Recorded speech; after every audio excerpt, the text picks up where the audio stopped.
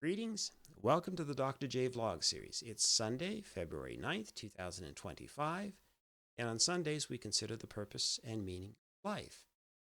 And I thought what might be interesting today would be to look at the issue from the perspective of positive psychology, and more specifically, Martin Seligman's PERMA model. PERMA is an acronym. I'll explain in a moment. But Seligman has developed, he's the founder of positive psychology, and he has this theory of human flourishing and well-being. It's essentially rooted in the principles associated with PERMA. So let's dive in. The first element, the P in PERMA, is positive emotion.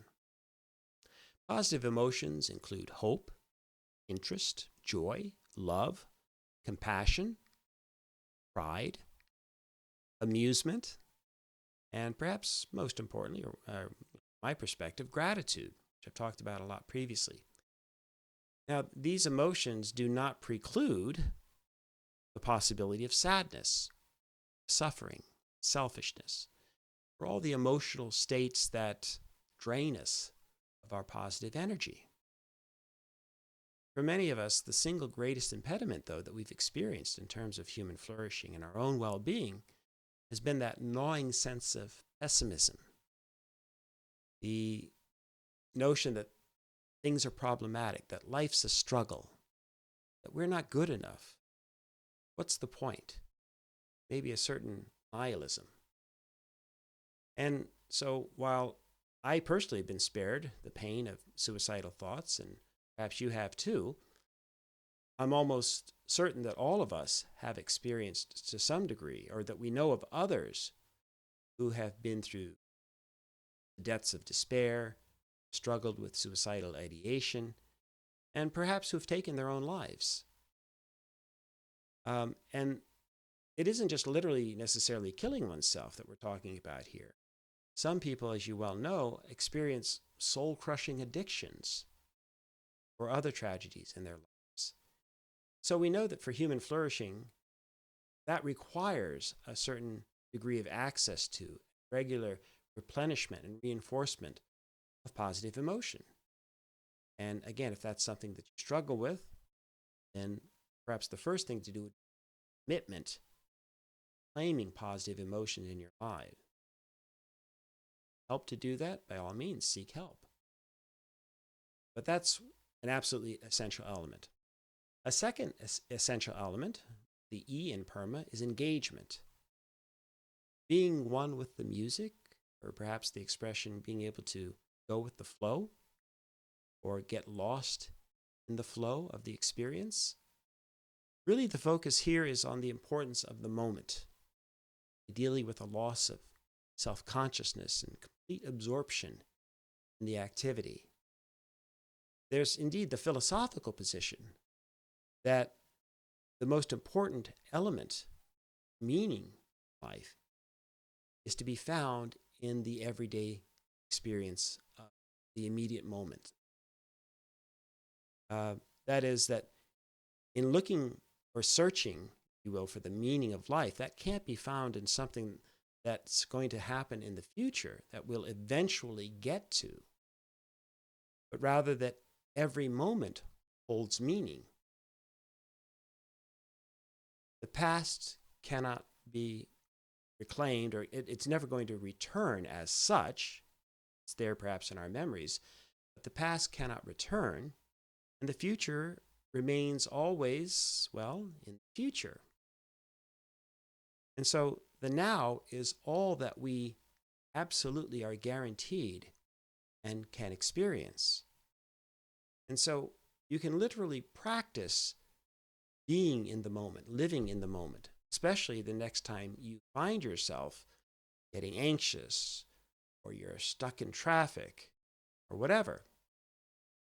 I'd recommend that you identify what's happening immediately around you and then try to become aware and even grateful for the simplest moments. You could say to yourself, I might be stuck in traffic, but thankfully that gives me a few moments to think things through a little bit further, or just to relax. Some extra time on our hands. Maybe to rediscover, you click on or you listen to a song that you hadn't heard in a long time. You realize how much you love that song. So there can be those joys even in those moments, but we have to redefine the moment, rethink experience and the importance of even those moments. And so if you can challenge yourself to engage in the everyday moments, in the mundane, and start to live in the flow on a more in a more regular or ready basis, then that can have incredibly positive affirmative effects in your lives as well. The third element would be relationships, the R in PERMA. Most obviously, as social beings, we cannot survive too well, certainly from the earliest stages of being born, without establishing and maintaining healthy relationships, significant others. There are many reasons, of course, why that could be problematic, why we might be difficult, but the single most important life-changing experience or moment for me involved the recognition that there are people in my life, most notably my wife, for example, Farnaz, and our 5 children, who are the most important people in my life. And that I'm not seeking or imagining that there should be others beyond them in my immediate circle. Again, there are other relationships too that are critically important. We all have social networks within which we're immersed. But to me, the element that I'm talking about here in terms of relationships is that recognition that our lives are in some senses complete by having those people, those significant others and family members, and then extending beyond broader social networks. That's who we are and what we're a part of. And if we can accept that, it's an incredible gift of how we see our lives unfolding. So one way would be to test yourself. Simple exercise. So imagine, if you have a partner, we'll just use that example. So you could finish the following sentence then. Yes, my partner's wonderful, ... What would you say next? Complete the sentence. Now first, if you have a problem, if you cannot say, yes, my partner's wonderful, then you've already identified a core problem in your relationship, in your life. It's you, maybe it's them, for whatever reason. If this is a problem, well, then that's the immediate issue you have to address. Or, secondly, if you say, yes, my partner's wonderful, and the next word is, but, again, that suggests that there might be a problem. Partner, self, relationship. Okay? In contrast, imagine if your natural inclination would be to complete the sentence as follows. Yes, my partner's wonderful, and I'm blessed to have them in my life, just as they are. That total acceptance is what makes all the difference. Now, let's be clear. That doesn't mean that there's no room for change, or that you can't appreciate their efforts to change, or your joint efforts to push yourselves in a new or maybe a slightly different direction from time to time. There's always room for improvement. That's not the point. It's rather the inner peace that comes from knowing that your partner, that the people in your immediate life, your most intimate spheres, are indeed worthy and are worth being loved just as they are, with all their warts and flaws and inadequacies and so forth. We have them ourselves as well. And we want to be accepted, loved too. So I'm simply suggesting then that, if you can reach out to others and acknowledge their importance, their worth as individuals and their importance in your own life, just as they are, then that can make all the difference. And then as we extend outward from our intimate sphere, I would also recommend that you look to expand your life, to expand your social networks. Think about whom you might connect with through shared interests, common activities, just through asking questions of other people as you get to know them, whatever sphere.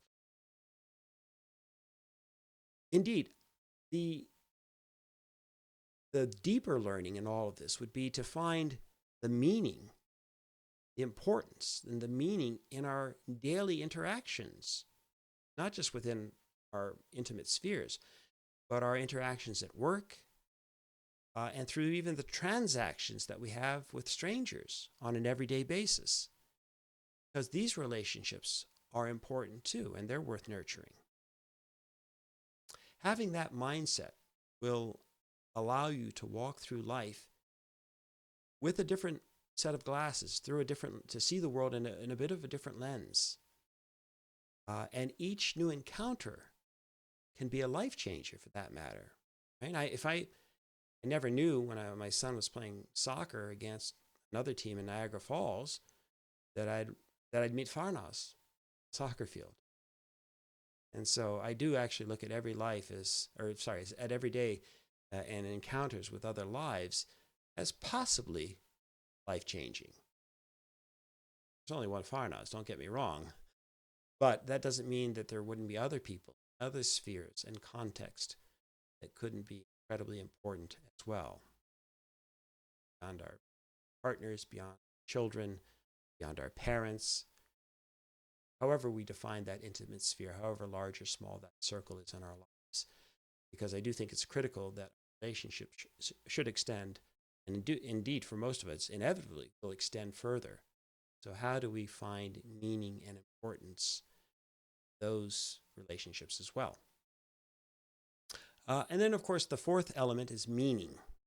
And this is most directly relevant to today's topic, obviously. Finding meaning and value isn't just about the context of our relationships, but finding meaning and purpose in our life inescapably ends up being linked to a general sense of health and well-being. And that's why I suggested in the very first vlog in the series that if you haven't done so already, that you fashion some type of general mission statement, a personal mission statement for your life. And to me, it's about finding that something within ourselves. Might be almost unique, but it doesn't have to be. The point is what is it within your life, within yourself, that's special? And yet, at the same time, that's greater than, that can be shared with beyond ourselves.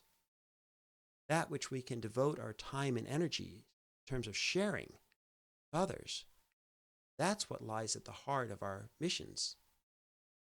Mission statements aren't about just ourselves, but rather it's about how we're able to find that which is so vital within ourselves, and then being able to communicate and share that with others.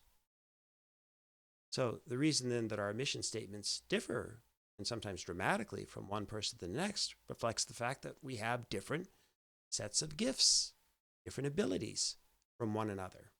And that's fine. And make no mistake, though, we all have special gifts and a unique voice, if you will. I'm currently losing mine, so let me have a drink of water.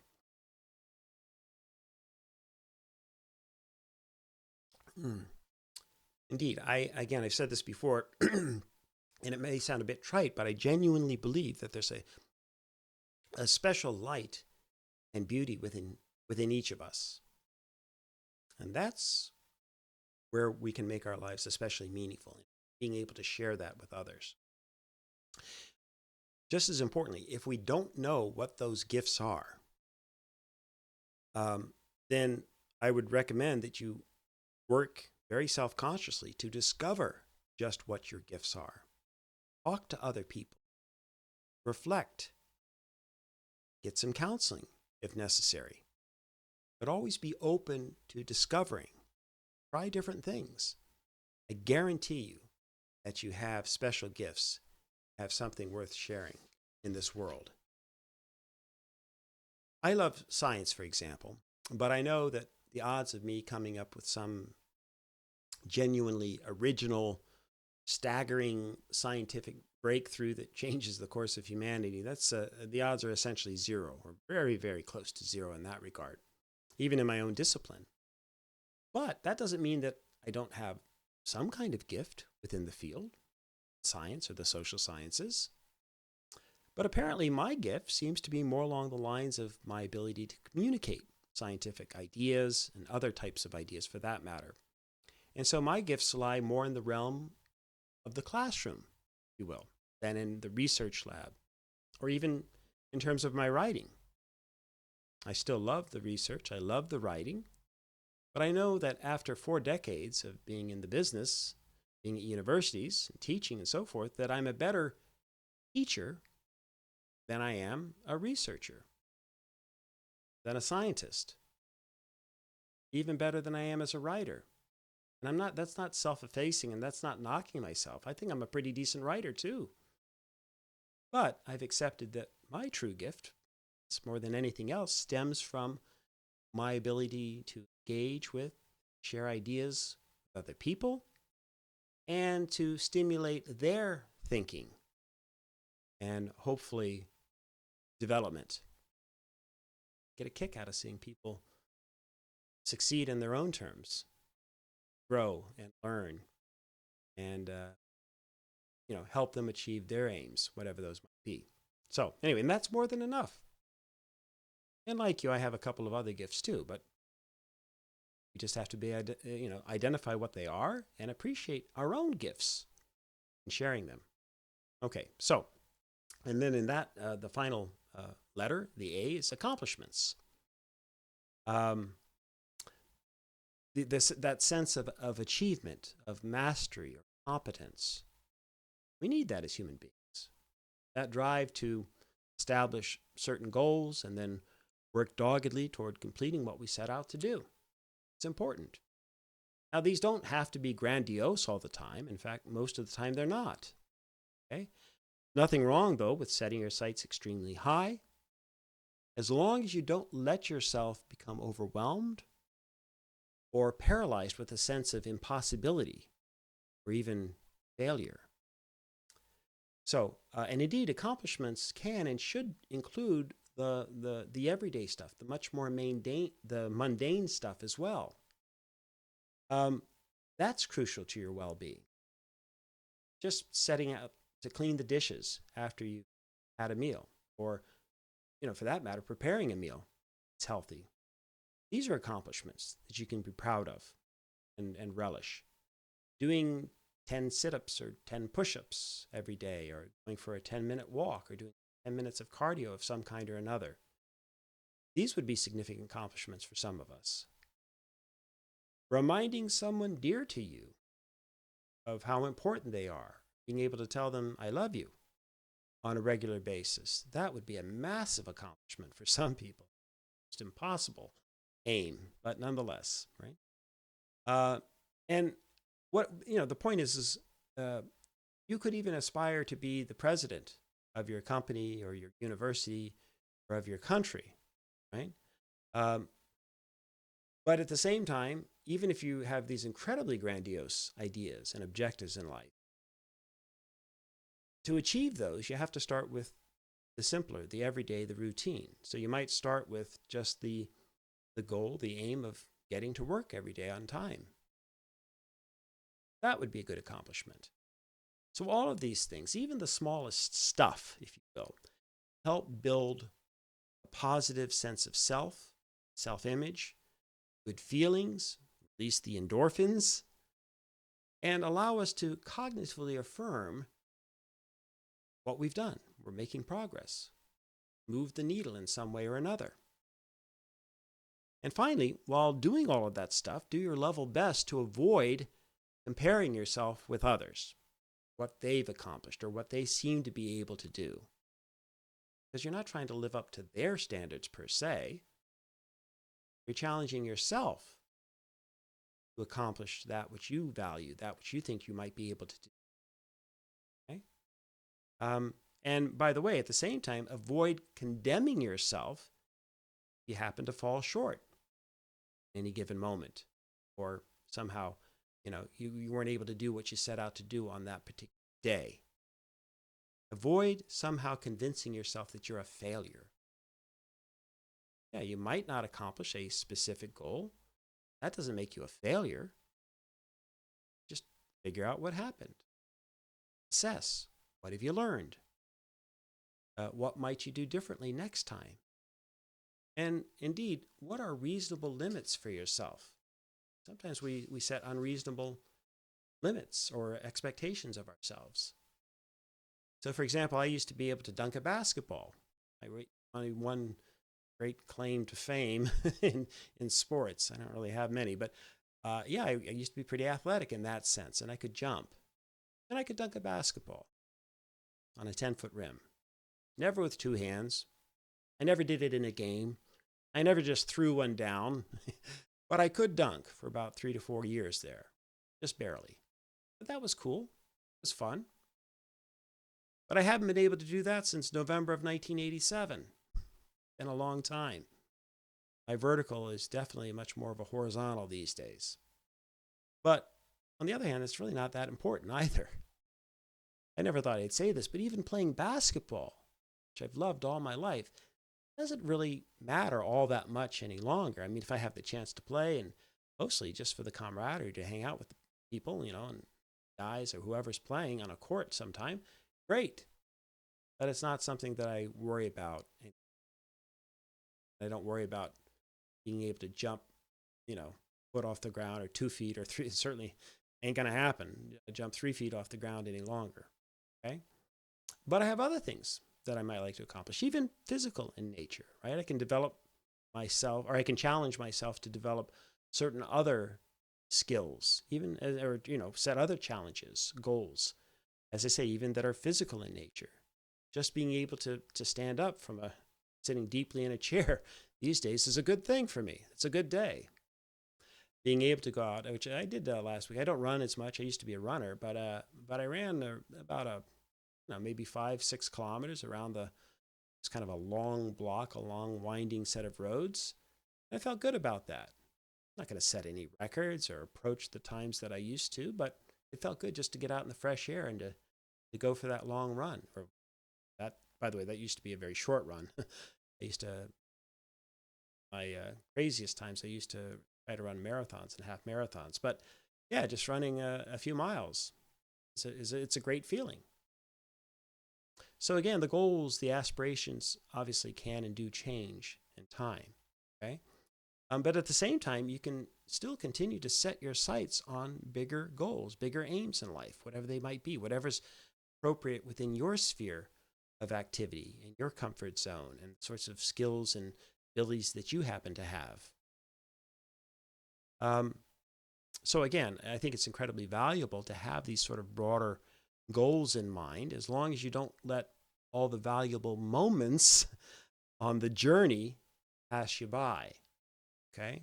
So one of the countless things I love about my wife, Harnaz, is the fact that she's always just readily and naturally, seemingly, she's pointing out cool things and, on a drive or on a walk and in the world around us, often whipping out her cell phone to take pictures and that sort of thing. But it strikes me as remarkable. And what's happened over time is that I too now increasingly will be looking around, and I'll point things out to her. She still does it more than I do. It's ingrained neurologically in her very essence of her being.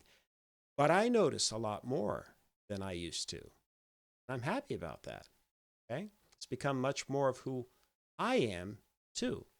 Right? If that makes sense. And then again, just speaking for myself, one of my other gifts, I guess, would be that I have to share would be it seems to be my ability to blend lyrics with music and to create certain kinds of songs, certain style of music. It just took me 6 decades, more than that, to finally dare to make my album 62 since 62. And while nobody's nominated me for a Grammy, and I've only sold about 100 copies so far, I'm thrilled with the album, being able to express my voice that way. And furthermore, I'm inspired to do at least 2 more albums and about 10 more books, actually exactly 10 more books that I currently have lined up that I'm working on. Not right now, but that I've got in the plan, and some of which I'm working on. But here's the thing. I'm fine with what I've done too. And you should be too. I'm not a failure if I don't get all of those books done or the other 2 albums done. And you're not a failure either. You don't accomplish every grandiose goal you set for yourself. The success comes with living every day and every moment. And in fact, May, can we just enjoy this moment together right now? This moment is as good as any other. And so right now, I'd like to ask you just to close your eyes with me. And for 10 seconds or so, let's just be content. Enjoy this moment.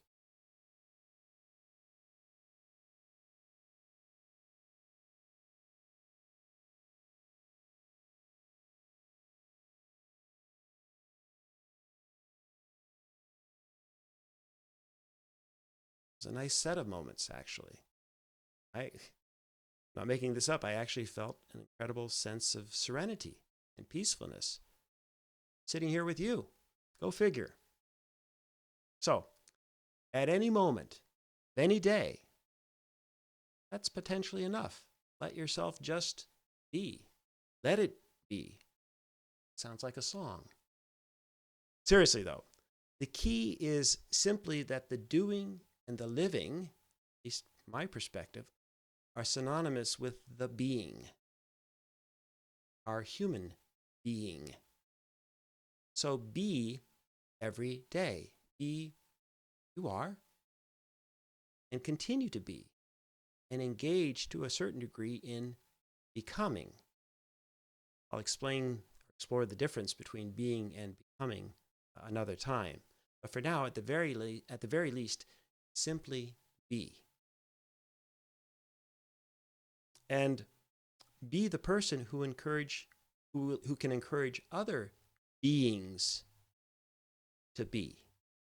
Then, through your gifts, you can share what you have to assist these other beings in their journeys with respect and with dignity.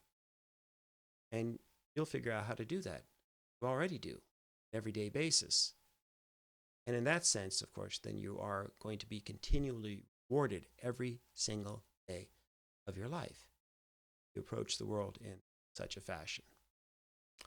All right, so may you and yours continue to create peace in your lives and nurture love in your hearts. Hopefully, we'll meet again soon.